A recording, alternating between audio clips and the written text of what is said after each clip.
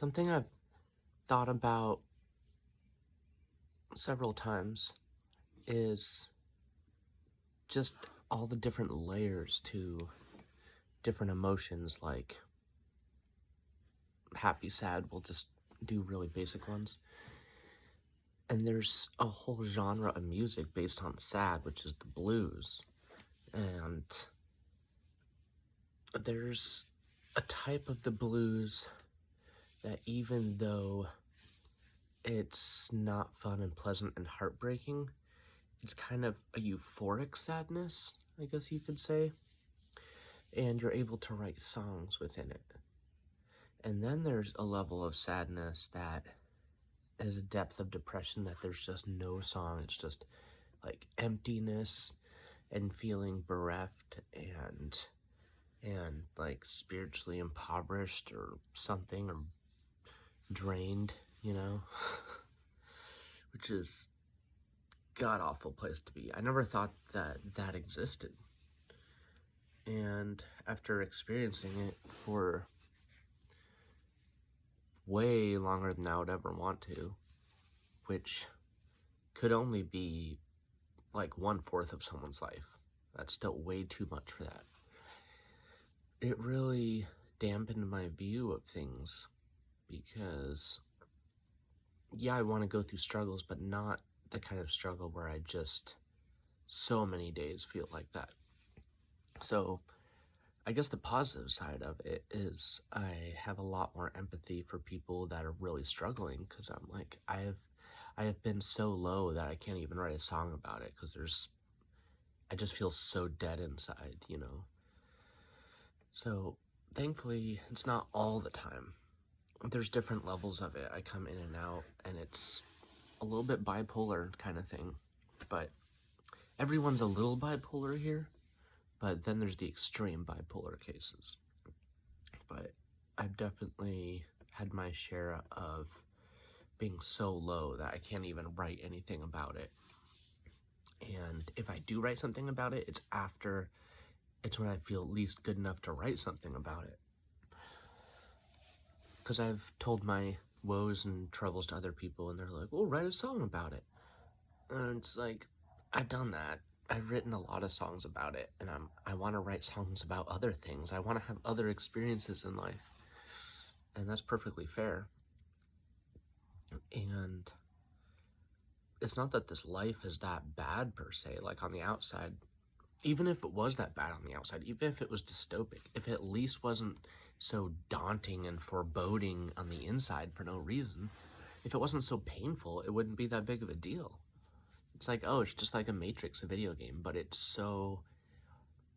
All these spiritual people are being like, this isn't real, nothing's real. It's like, no, it's very real. It's real enough that people end their own lives because it's so painful for them.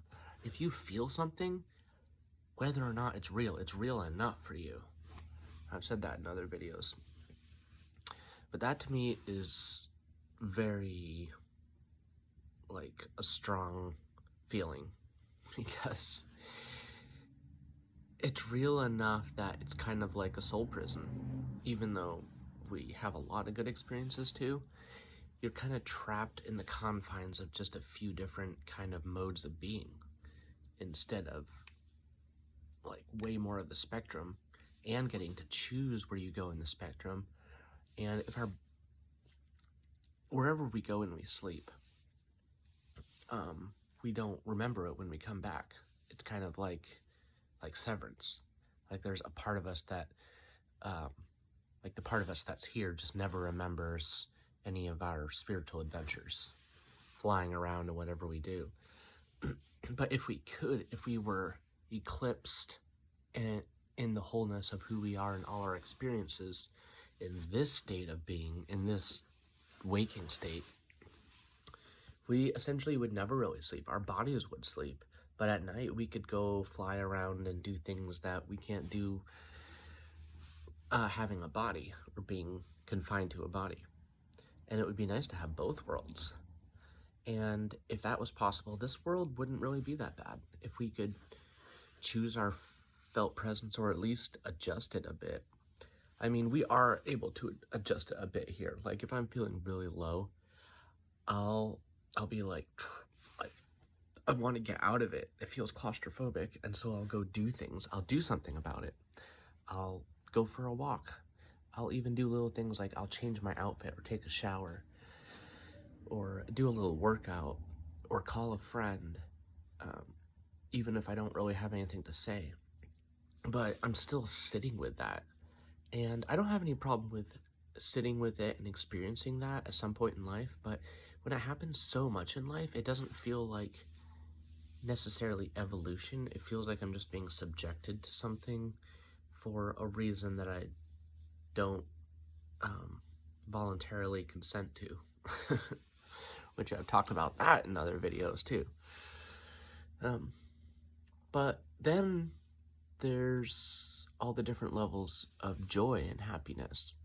And there's some where you're so high that it's almost annoying to other people around you to be like super just naturally high.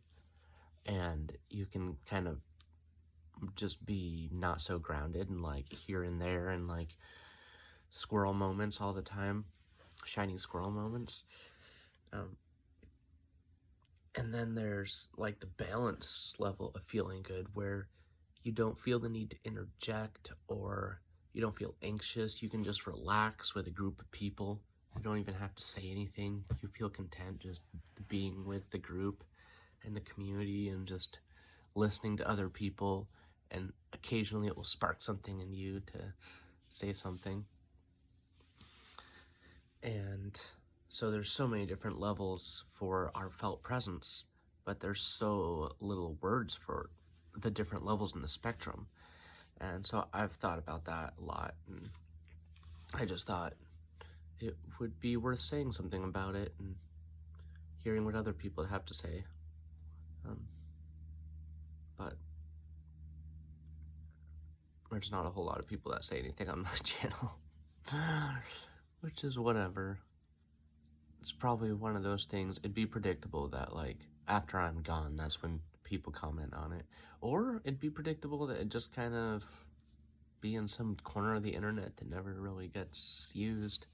And, you know, we all have different destinies. Like some of us have a destiny to have all these connections and have some kind of fame and fortune or some kind of, destiny. And others of us, it doesn't matter how much work or skill we put into something, we'll never quite achieve that because it's just not written in the stars, if you will. It doesn't have to do with how hard you work or good or bad you are. It's just the script or whatever. Because there's like so many musical bands out there that, you know, they don't really do anything for me, but they're famous and they made it.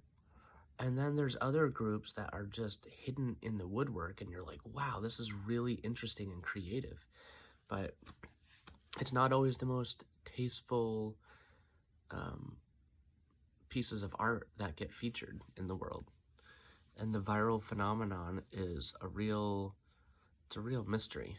It's just astounding how it doesn't really seem to have taste necessarily, but there's a feeling in the zeitgeist that